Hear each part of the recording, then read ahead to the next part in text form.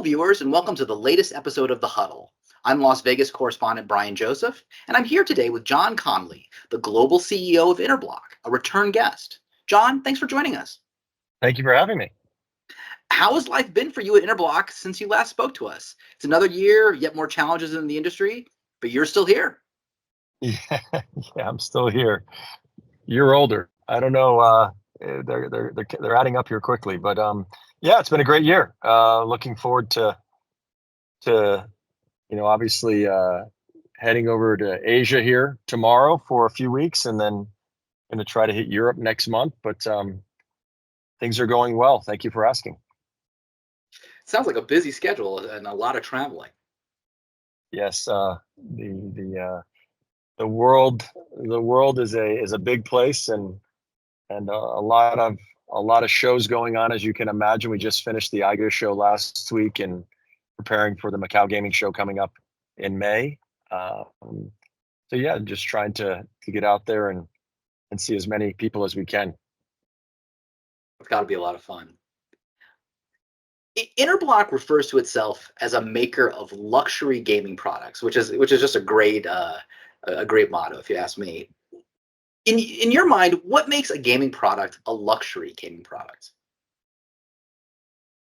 Well, I think that's obviously for the players to determine what they consider luxury versus anything else. But from an Interblock perspective, we really try to make sure that the quality and the look and feel, the interface to the players are unique, seamless, and obviously the products stand out on the floor. We really have taken pride over the years, and when you go onto a casino floor around the world, Interblock products stand out, and you can immediately recognize where that brand is. And I'll quote many of our customers and partners where it looks sexy. So we try our best to keep the products looking sexy and attracting various demographics from different areas of the world to approach the product and feel comfortable playing.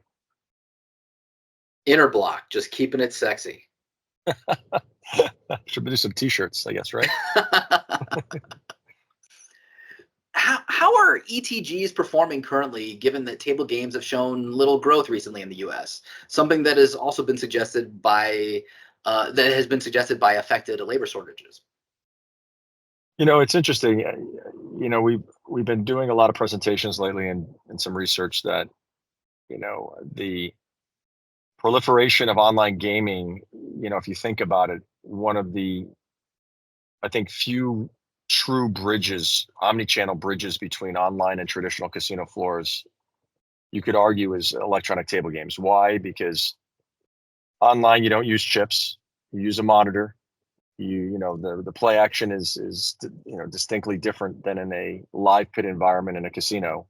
And I think electronic table games, are the closest comparison you can make to that part of the gaming segment that's expanding and growing quite quickly.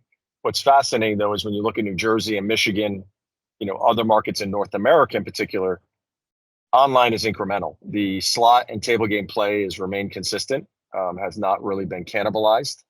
However, online is soon, if not already, surpassing traditional gaming revenue on casino floors. So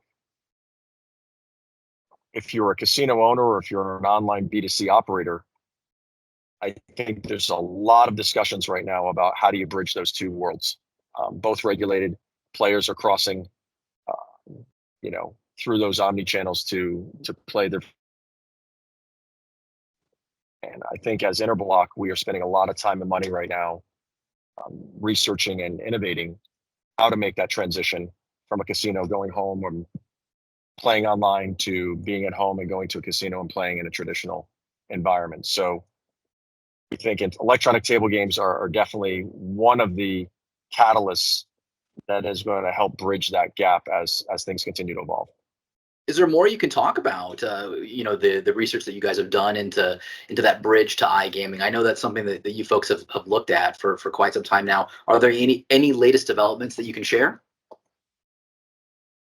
Well, we're taking Interblock online. That will be, we're one of the last, I would say, major traditional gaming suppliers in the world that has not gone online. That was a conscious decision by myself and the board to really remain focused in our core business. We were in a hyper growth mode and continue to be the past 8 years, and really wanted to keep the team focused on evolving and establishing the foundation for Interblock within the traditional gaming segment before heading online. The company just wasn't ready to take both on without it being detrimental to one or the other. So, by the end of this year, we feel comfortable. We've scaled the company quite significantly. Have Oak Tree Capital as our new ownership. With the capital needed to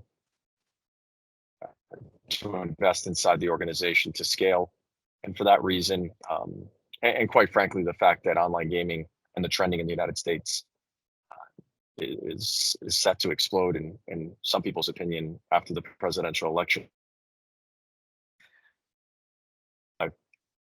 We're going to be ready to monetize that and to really help. So we're aggressively taking our portfolio products, as others have done, and converting them into an online format and preparing to launch into that space by the end of the year. So that would be, I'd say, one of the bigger steps or evolutionary steps that Interblock will be taking in 2024.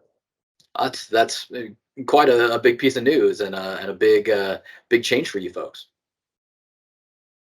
Yeah, it is. It's exciting though. That the company's very, very motivated by that, and quite frankly, I think the team's excited because the innovation that we're known for, many feel will be as powerful, if not more powerful, online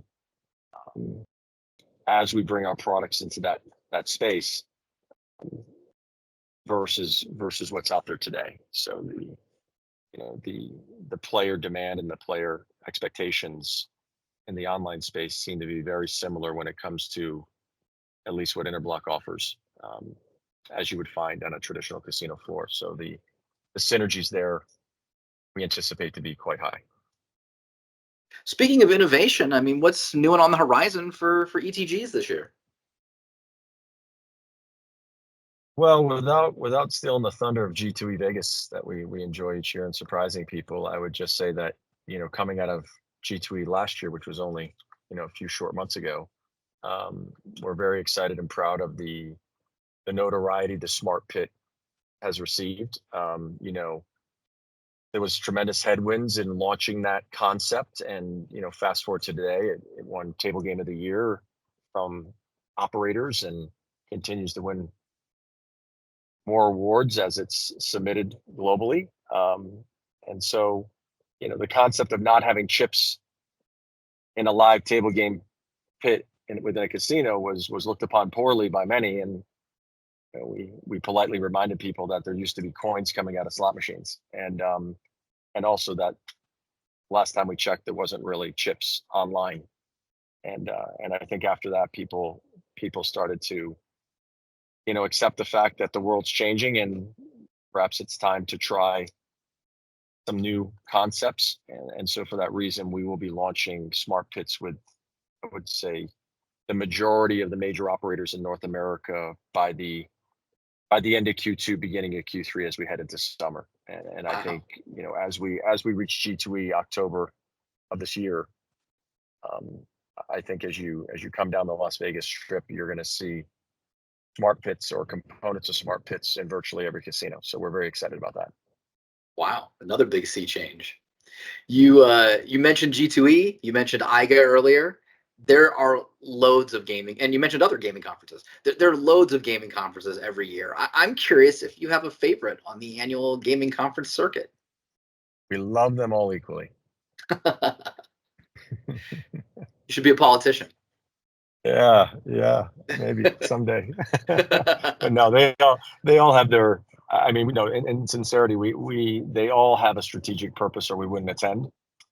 They're catered for different areas of the world and demographics and customer base, product mix. So we spend a tremendous amount of money and time tailoring each one of our offerings to each conference, and we'll continue to do so. We're not regretting for a moment the number of the conferences. It's definitely some incremental airline miles, but worth the effort. Certainly, certainly. Interblock recently launched a philanthropic arm. What can you tell us about this venture? Why are you doing it? Well, that's you caught me off guard with that question. So we, personally, my wife and I, and then several people within the organization have always contributed to various charities around the world.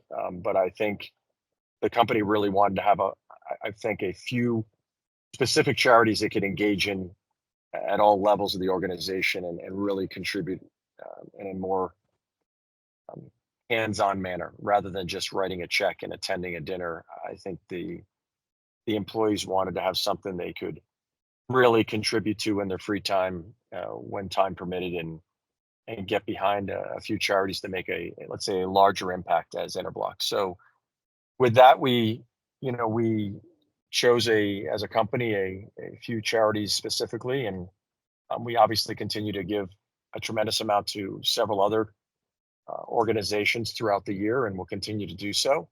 But I think as you evolve, we have a responsibility as individuals and a company to give back, and it can't just be with money. It's got to be with time and really try to support the organization. So we were very involved in starting ground up Gigi's Playhouse here in Las Vegas. It's for Down syndrome children.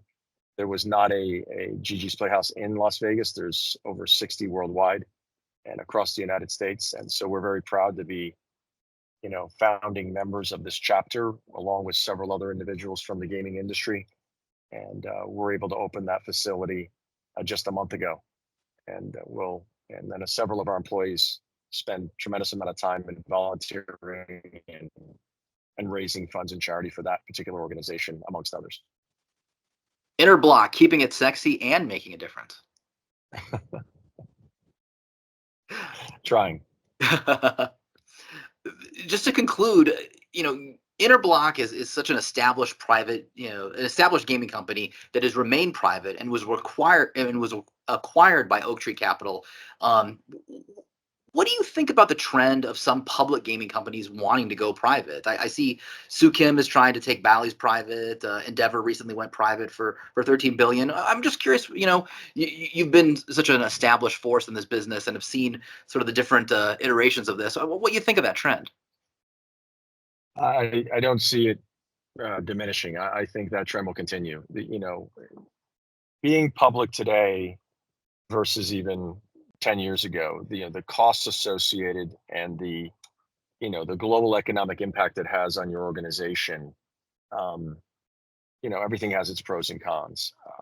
I think the cost considerations and the pressures associated with being public on a quarterly basis oftentimes doesn't give you the flexibility to make some of the decisions you'd like to as an executive team or a board of directors. So I think being private in today's world, the advantages in a lot of cases, not for all companies, but in a lot of cases outweigh the negatives. That being said, having a private equity behind Interblock makes it easier for me to say that, where if I didn't, going public, there's tremendous value in being able to access the market and raise funds to continue the growth of your organization. So I think every company's different, but I think if you had the choice and you were able to wake up in the morning and make perhaps longer term decisions, not so concerned about short-term quarterly earnings, it gives you more flexibility to perhaps build a company in a little bit more of a long-term mindset than otherwise. But again, there's positives and negatives to both, and however, I do think you're going to continue to see a trend of